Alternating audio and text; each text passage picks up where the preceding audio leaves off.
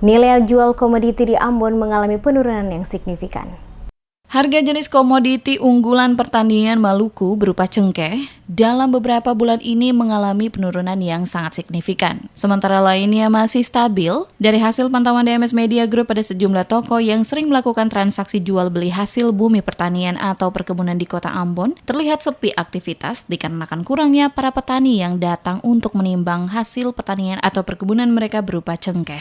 Abdul Kasim selaku pengusaha yang melakoni niaga jual beli beberapa jenis hasil pertanian atau perkebunan masyarakat di kota ini mengatakan bangsa pasar hasil perkebunan masyarakat berupa cengkeh beberapa bulan terakhir ini mengalami penurunan yang cukup signifikan. Kasim menjelaskan untuk jenis hasil bumi seperti biji pala dihargai berdasarkan kondisinya, di mana biji pala yang telah dibersihkan berharga Rp65.000 sampai Rp70.000, sedangkan biji pala yang belum dibersihkan seharga Rp60.000 sampai Rp65.000 per kilonya. Namun bunga pala tetap stagnan dengan nilai jual Rp240.000 untuk setiap kilonya. Dijelaskan, cengkeh mengalami penurunan dari harga yang sebelumnya mencapai Rp75.000 turun menjadi Rp69.000 per kilonya, sementara coklat masih berkisar di angka Rp26.000. Dan untuk kopra sendiri harganya relatif stabil yaitu Rp4.000.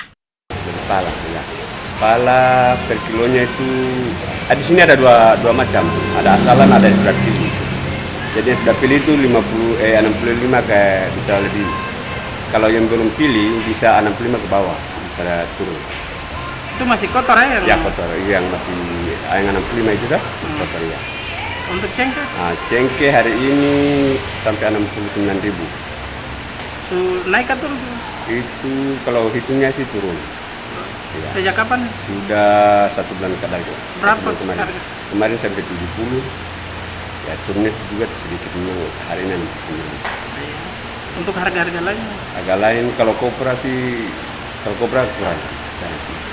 Jadi kalau bunga pulih itu 240.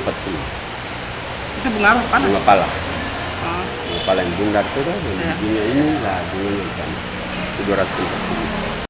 Kasim menambahkan nilai jual hasil pertanian atau perkebunan di Maluku pada umumnya sangat tergantung pada kondisi harga pasar utama di Surabaya. Jika harga pasar di sana mengalami penurunan, maka dipastikan mempengaruhi nilai jual di Maluku juga turun. Begitupun sebaliknya.